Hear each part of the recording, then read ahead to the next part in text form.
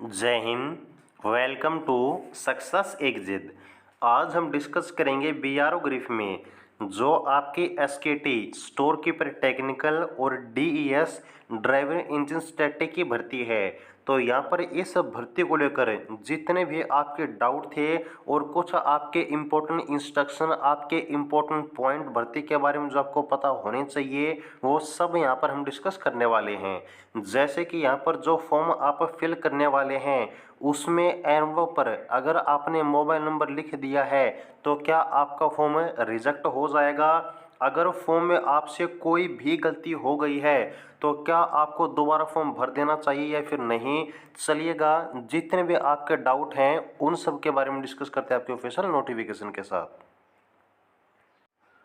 तो देखिएगा, जो आपकी एसकेटी स्टोर कीपर टेक्निकल की 377 और ड्राइवर इंजन स्टैटिक की 499 टोटल आपके 876 वैकेंसी आउट हुई हैं, वो आपकी जानी जाएंगी एडीबीटी नंबर 02/2022 के नाम से। और यहाँ पर इस भर्ती की जो आपकी कंप्लीट जानकारी है इसके ऊपर हमने वीडियो बनाई हुई है। और इस भर्ती का जो ऑफलाइन फॉर्म है वो कैसे फिल करना है इसके ऊपर भी वीडियो आपकी बनाई हुई है। इन दोनों वीडियो का लिंक आपको इसी वीडियो के डिस्क्रिप्शन में मिल जाएगा, वहाँ से दोनों वीडियो आप लोग ज़रूर देखिएगा ताकि आपका एक सिंगल डाउट भी न बचे। और ये है आपकी भर्ती का पूरा डिटेल्ड ऑफिशियल नोटिफिकेशन। अब यहाँ पर इसमें जो आपके जानकारी दी गई है वो आपको हम बिल्कुल ऑफिशियली बताने वाले हैं। मेरी बात बिल्कुल ध्यान से सुनिएगा। ये जो आपके फॉर्म के 4 पेज हैं जो कि आपको फिल करके अपने दिए हुए एड्रेस पर भेजने हैं, तो इन फॉर्म के 4 पेज में कहीं पर भी एक सिंगल पॉइंट पर भी जो आपका मोबाइल नंबर है वो आपको नहीं लिखना है। सबसे पहली चीज़ आप लोग नोट कीजिएगा। इसके बाद आपका सेकंड डाउट आता है कि जिस एनवलप के अंदर ये सभी आपके फॉर्म के पेज या फिर आपके डॉक्यूमेंट जितने भी आपके कागजात हैं जो आप भेजने वाले हैं उस एनवलप के ऊपर अगर आपने मोबाइल नंबर लिख दिए हैं अपने एड्रेस में, तो क्या आपका फॉर्म रिजेक्ट होगा? वो सुनिए। तो यहाँ पर देखिए, आपके ऑफिशियल नोटिफिकेशन में जितने भी आपके इम्पोर्टेंट पॉइंट हैं वो सुनिएगा। यहाँ पर सबसे पहला जो आपका मिसलेनियस इन्फॉर्मेशन के अंडर पहला पॉइंट है, इसमें आपको ये चीज़ बताई गई है कि candidates need not to enclose any envelope duly affixed with postage stamp with application. यानी कि जो फॉर्म के साथ आपका सेल्फ एड्रेस का एनवलप होता है वो आपको भेजने की ज़रूरत नहीं है। और उस एनवलप के ऊपर जो आपके 10 रुपये की डाक टिकट आपको हमने बताई थी वो भी आपको लगानी कोई ज़रूरी नहीं है। लेकिन अगर आपने ये एनवलप और वो डाक टिकट अगर आपने भेज दी है तो क्या आपका फॉर्म रिजेक्ट होगा? बिल्कुल भी नहीं होगा।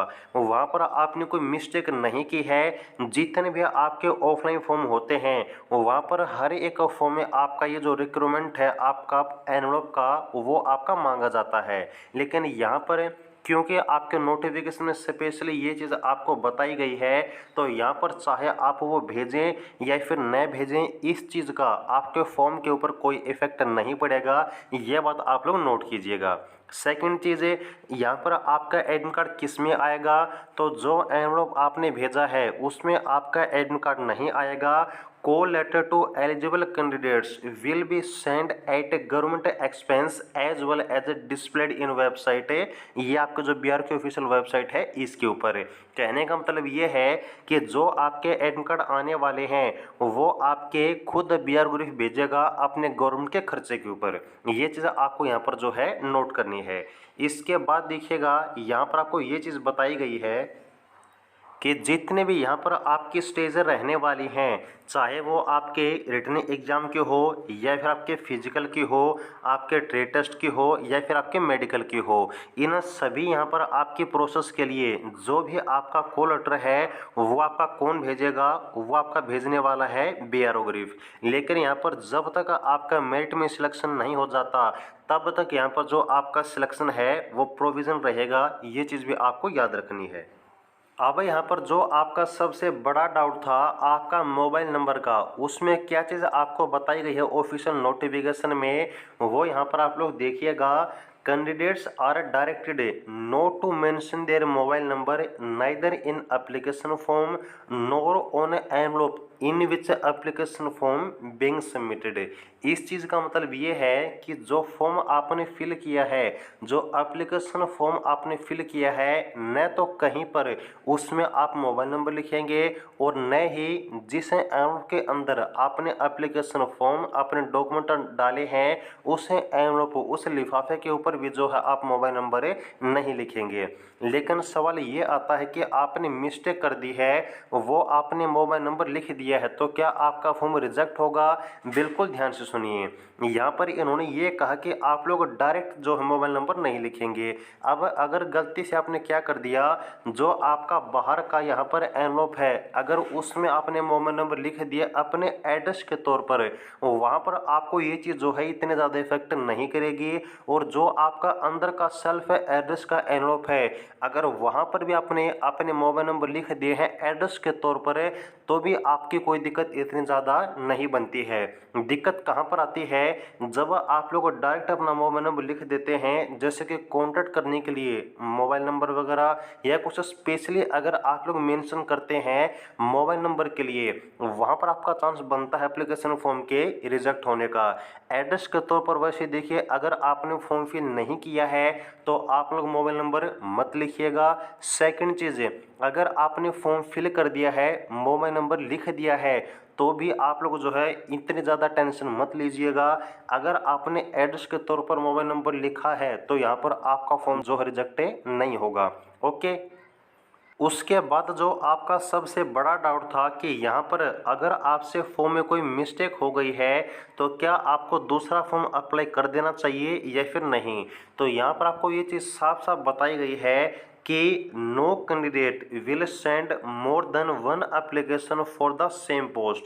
The candidature may be cancelled if candidate applies more than one application for one post. यानी कि मान लीजिए आपके एसकेटी के पोस्ट है और जो पहला फॉर्म आपने अप्लाई किया है वहाँ पर किसी गलती की वजह से आपने अपना फॉर्म जो है पूरा गलत फिल कर दिया है और अब दोबारा जो फॉर्म है वो आप लोग फिल करना चाहते हैं, तो यहाँ पर ऐसी मिस्टेक आप लोग मत कीजिएगा। ऐसा क्यों है, मान लीजिए आपने जो मिस्टेक की है वो आपके बियोग्राफी एक्सेप्ट कर लेता है, वो इतनी ज़्यादा बड़ी मिस्टेक नहीं होती है, लेकिन आप उस मिस्टेक की वजह से दूसरा फॉर्म अप्लाई कर देते हैं और एक ही पोस्ट का दो फॉर्म यहाँ पर अप्लाई होने पर जो आपका फॉर्म है वो एक्सेप्ट होने के बाद भी आपका रिजेक्ट कर दिया जाएगा। तो इसीलिए आपको क्या करना है, अगर कोई छोटी मोटी मिस्टेक आपसे हो गई है तो उस केस में आप अपना एक ही फॉर्म फिल कीजिएगा, दूसरा फॉर्म आप लोग नहीं भेजें जब तक वो फॉर्म आपने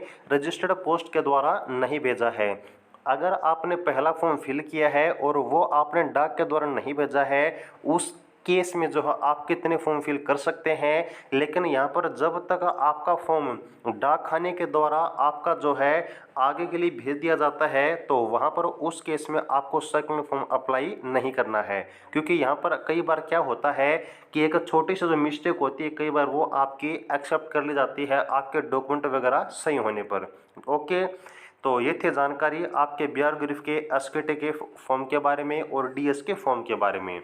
और देखिएगा एसकेटी और ड्राइविंग इंजन स्टडी का स्पेशल बैच या फिर स्पेशल नोट्स अवेलेबल हैं। अगर आप लोग ज्वाइन करना चाहते हैं या फिर नोट्स लेना चाहते हैं तो आपको नीचे व्हाट्सअप नंबर दिया हुआ है 9306 इस नंबर पे आप लोग व्हाट्सअप कर सकते हैं और यहाँ पर एसकेटी ड्राइविंग इंजन स्टडी का जो बैच है जो नोट्स है उसकी जानकारी आप लोग ले सकते हैं। जिस प्रकार से हमने पिछली भर्ती में 123 प्लस सिलेक्शन दिए थे आपके रिटन एग्जाम में, उसी तरीके से आपको पूरा विश्वास दिलाते हैं, पूरी गारंटी दिलाते हैं कि इस भर्ती में अगर बैच या फिर नोट्स आप लोग लेते हैं तो वहां पर आपका सिलेक्शन 100% होगा। ये आपको हम पूरे विश्वास के साथ बता सकते हैं। तो ये थी आपकी जानकारी। अगर आपका अभी भी कोई डाउट रह जाता है तो आप लोग कमेंट सेक्शन में पूछ सकते हैं। आगे के आने वाले हर प्रकार के अपडेट के लिए चैनल को सब्सक्राइब करना ना भूलें। जुड़े रहिएगा। जय हिंद।